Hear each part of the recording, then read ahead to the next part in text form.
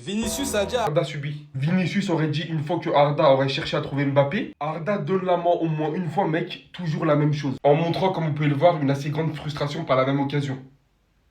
Tout en vous recontextualisant qu'Arda Güler nous sort un match de fou, tombe sur le feu de l'action un magnifique sombrero qui permet à Arda Güler d'éliminer son adversaire. Étant ce pressing alors que le ballon retombe, celui-ci cherche la possibilité la plus proche. Bien qu'il a la possibilité de donner à deux joueurs qui sont assez libres, Vinicius et Bellingham, celui-ci favorise donc Mbappé qui se lance en profondeur. Le problème ici étant de faire paraître et absolument de tout remettre en question le joueur qu'Arda Güler, chose que tu ne disais absolument pas quand Arda Güler te trouvait ainsi la saison dernière, que tu ratais, voilà, et qui t'encourageait quand même par la même occasion. Tout cela pour avoir cherché Mbappé en profondeur, le meilleur buteur de la Coupe du Monde, joueur qui a lui-même marqué une grande partie des buts du Real Madrid la saison précédente. Aujourd'hui, il est dur de ne pas se faire des films, surtout quand Romain Molina avait sorti que beaucoup dans le vestiaire voulaient faire sauter la tête d'Arda Güler. Aujourd'hui, je doute fortement de comment certains doivent parler de celui-ci en dehors des caméras, quand même devant les caméras, on se permet une telle liberté. Et je peux vous dire que certains, vous allez devoir beaucoup courir pour essayer de le faire sauter. Surtout quand on voit à quel point dès le premier match, celui-ci survole le collectif. Il y a une vidéo qui est sortie de Vinicius qui parle à Arda Güler pendant le match contre l'Espagnol. Et les gars, j'ai peur que les problèmes recommencent à Madrid. Mais juste avant d'aller la voir, les gars, n'hésitez pas à vous abonner. 90 minutes au Bernabéu, c'est long. Même petit follow, c'est rapide. Les gars, regardez la vidéo. Écoutez ce que Vinicius il dit. Arda, fais-moi la passe au moins une fois. C'est toujours la même chose. Les gars, là, Vinicius, il reproche à Arda Güler de trop faire les passes à Mbappé, de forcer des passes à Mbappé et de ne pas lui faire la passe à lui. Mais est-ce que Vinicius, il a tort dans cette action? Parce qu'on connaît très bien la connexion entre Arda et Mbappé. Mais le problème, c'est que si on devient trop dépendant de cette connexion-là, les autres, ils font quoi? Ils vous regardent jouer. Ils se sentiront pas concernés par ce Real Madrid-là. On risque de perdre un Vinicius, potentiellement même de perdre un Bellingham. Donc, s'il vous plaît, Vini et Arda, déjà commencez à vous mettre d'accord. Moi, j'ai la flemme d'avoir des problèmes comme l'année dernière. Arda Güler, t'es un très bon passeur. Donc maintenant, ton rôle, ça va être de faire briller les autres et que pas un seul joueur. En tout cas, maintenant, à vous de me dire ce que vous en pensez de cette vidéo de Vinicius qui parle à Arda Güler et qui se fâche. N'oubliez pas de liker, de commenter et de republier. Vamos. Il a complètement pété un câble. Franco Mastantuono a vécu un cauchemar hier pour ses débuts en Serie A. Mais avant ça, les amis, un extrait de Vinicius vient de sortir où on le voit sur Arda Güler. Comme vous pouvez le voir, c'était suite à une passe qu'Arda Güler a fait à Kylian Mbappé. Et il lui a tout simplement dit avec un ton agacé, Arda, passe-moi le ballon juste une fois, mec. Bon sang, c'est toujours la même chose. Bien évidemment que ça fait déjà polémique, et étant donné que c'est pas la première fois qu'il se plaint d'Arda Güler, on l'a déjà vu se plaindre par le passé du fait qu'Arda Güler ne lui faisait pas assez de passes. Et en ce qui concerne le fait qu'il râle énormément sur le terrain, on a José Mourinho qui a pris la parole pour le défendre.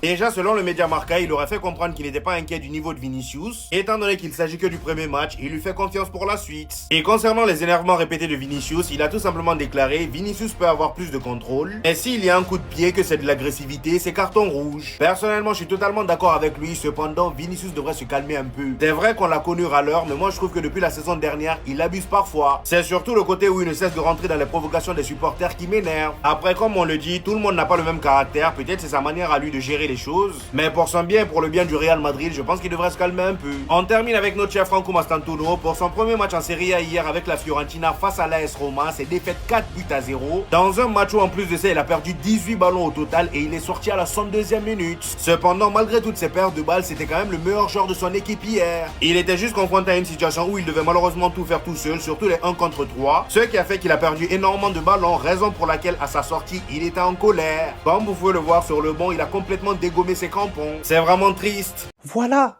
Mais les gars, vous voyez que je suis pas fou, mais voilà. C'est ça le problème du Real Madrid. Quand il y a des petits problèmes qu'on ne doit même pas considérer, on en fait des tonnes. Et des tonnes, la famille. Et ça, c'est engrainé par les pro-joueurs. Là, en l'occurrence, les pro-Vini contre les pro-Arda. Ils veulent défendre coûte que coûte leur joueur préféré. Jusqu'à la mort, hein, la famille. Hein. L'objectivité, on met ça de côté. Jusqu'à se tabasser dessus, jusqu'à s'insulter. Alors que dans cette situation, Vinicius a juste demandé à Arda Güler, la prochaine fois, fais-moi la passe. En mode agacé. Ça vous est jamais arrivé de descendre en bas, faire un match de football, on ne vous fait pas la passe et crier sur l'autre personne de vous faire la passe la prochaine fois. Ça vous est jamais arrivé? Si ça t'est jamais arrivé, t'as jamais pratiqué le football. Là, dans cette situation, j'arrive à comprendre les deux individus. J'arrive à comprendre Vinicius qui est agacé parce qu'il avait l'opportunité de recevoir la balle, surtout qu'il doit prendre en confiance. Et j'arrive à comprendre Arda Güler qui voulait faire cette passe décisive. Il a fait la passe la plus compliquée pour obtenir sa passe décisive. Et si Mbappé avait réceptionné cette passe-là, on aurait crié au génie de la part d'Arda Güler. N'oublions pas qu'Arda Güler est un numéro 10 dans l'âme. Ce qu'il aime, c'est faire des passes décisives. Mais après, ça, je vous l'accorde. C'est à lui de trouver le juste équilibre. Ok, Kylian Mbappé, tu as une bonne relation avec lui. C'est ta relation préférentielle, il n'y a pas de souci. Mais les meilleurs 10 de l'histoire savaient jouer avec tout le monde, savaient sublimer tout le monde. Tu joues à ce poste-là, tu joues même dans le demi-espace, tu dois sublimer tous les joueurs qui jouent dans le domaine offensif. Parce que c'est bien de sublimer un joueur, en particulier par exemple Kylian Mbappé. Mais le but d'un numéro 10, ce n'est pas d'assombrir aussi les autres. C'est de mettre la lumière sur tout le monde. Vous avez déjà regardé Kuroko, la famille? Lui, il prend l'ombre, mais il renvoie la lumière à tout le monde, la famille. Ouais, il a sa préférence, c'est Kagami. Mais il arrive à faire en sorte de faire briller tout le monde au final. Les gars, regardez la réaction des deux joueurs, Vinicius et Bellingham. Vous avez vu ce qu'Arda a fait? En fait, Vinicius était libre comme Bellingham aussi. Il pouvait donner la passe à Bellingham ou à Vinicius, mais il a préféré chercher Kylian Mbappé. Les deux se sont agacés, les gars. Donc s'il continue comme ça va pas être bien pour lui. Hein. La Big Fafa, regardez bien cette scène, je vais vous expliquer ce qui se passe. Là, Arda fait une passe à Kylian Mbappé. Et là, mon fils demande Arda, regardez Arda, en gros, il lui dit « Fais-moi la passe, c'est toujours la même chose ». En gros, il joue que sur Mbappé. Bon, après, c'est la même chose, Fodes, Caray et tout, etc. Mais beaucoup de Madrilènes trouvent que Arda est un trooper de Mbappé. Moi aussi, j'ai cette impression. Vraiment, j'ai l'impression que Arda, dès qu'il prend le ballon, il se tourne, il voit que Mbappé. Il voit pas personne d'autre. C'est que Mbappé donner la balle à Mbappé. Rien de plus. Après, c'est pas une mauvaise chose, c'est une critique et j'apporte des arguments. Mais j'estime que parfois, il y a de meilleures solutions ou il y a d'autres solutions. Il n'y a pas que Kylian devant toi, Arda. Il y a Vini, il y a Bellingham, il y a à droite. Car si ses coéquipiers aussi le voient, nous aussi on le voit. On le voit. Arda, parfois tu sais qu'il y a d'autres solutions. Il n'y a pas que Mbappé sur le terrain. On sait que tu as plus de chances de faire une passe décisive avec Kylian parce que c'est un finisseur hors pair. Mais il y a d'autres solutions. Et je ne sais plus cette action exactement. Je crois que Vinicius était mieux placé. Je peux me tromper, bien entendu. Mais Mbappé.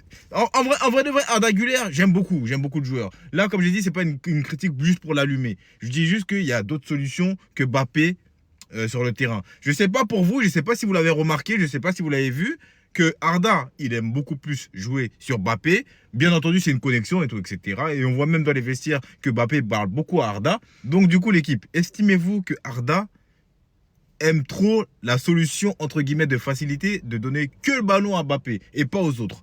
Dites-le moi un peu dans les commentaires, la Big Fafa. Et surtout, n'oubliez pas, partager, republier, aimer. C'était l'analyse. On est en bleu et à la Madrid, Inna Damas. Vinicius, ferme ta gueule. Apparemment, lors du dernier match, Vinicius s'est énervé contre Arda Güler parce que celui-là ne lui donne pas la passe. Et il a dit, donne-moi la balle juste une fois, mec. Putain, c'est toujours pareil. En faisant allusion que le Maroc, il essaie toujours de trouver Kylian Mbappé.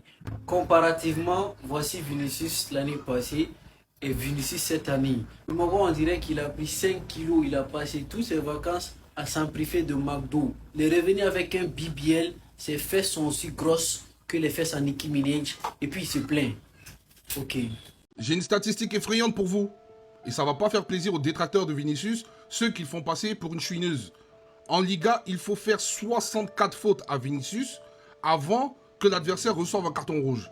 Et 16 pour qu'il reçoive un carton jaune. C'est une dinguerie. En Europe, c'est pareil. Même statistique. A contrario de Lamine Yamal, il faut lui faire 11 fautes pour recevoir un carton rouge, c'est-à-dire l'adversaire reçoit un carton rouge, et 3 seulement pour recevoir un carton jaune. Vous voyez cette disparité? Ça met en lumière le fait qu'un Lamine Yamal va être mieux arbitré qu'un Vinicius, et qu'un Vinicius va être toujours marginalisé par le corps arbitral. Est-ce de sa faute? Absolument pas. C'est un joueur comme les autres. Alors oui, il aime rouspéter par moments, certes, mais tout le monde le fait. Tous les joueurs le font. Mais certains ont plus de privilèges que d'autres. Et quand tu vois que ça se répercute également sur la scène européenne, ça veut dire qu'il y a un réel problème avec Vinicius. Pourquoi il pose problème? Ça va beaucoup plus loin que ce qu'on peut penser. C'est un problème systémique. Pourquoi? Parce que Vinicius a la gueule tendue, a la gueule ouverte. Quand je dis ça, c'est par rapport au combat qu'il mène. Attention, je suis pas en train de dire que c'est parce qu'il parle beaucoup. Mais il mène un combat. Est-ce que c'est ça qui dérange tout le monde et qu'on a envie de lui faire péter un plomb, qu'il craque aux yeux du monde? Je ne sais pas. À vous de me dire en commentaire ce que vous en pensez. Vous voyez les gars, au-dessus de moi j'ai une statistique. Ça normalement c'est catégorisé comme un crime de guerre. Tu vas en prison directement, c'est le goulag, instantanément. T'as vu? À la limite tu finis à Newcastle, mais tu dégages du top niveau mondial. T'as vu? Tu peux pas être considéré comme un top joueur quand sur tes 47 derniers tirs t'as mis 2 buts en Ligue 1. À votre avis, À qui appartient cette statistique? Mariano Diaz, peut-être Luka Jovic, je sais pas. Non les gars, elle appartient bien à celui dont vous pensez. Avant qu'on continue, t'es normal, je t'abonne, c'est important, ça donne la force. Et les gars, plateforme rouge, il y a des vidéos longues sur tous les matchs qui arrivent. On vit dans un monde où ce mec-là, où Mbappé force tellement ses tirs qu'il en vient juste à frustrer ses coéquipiers. En fait, le mec, quand je vous dis qu'il vampirise le Real Madrid, qu'il centralise trop d'actions sur lui, mais c'est quelque chose de factuel. Le mec prend tous les tirs.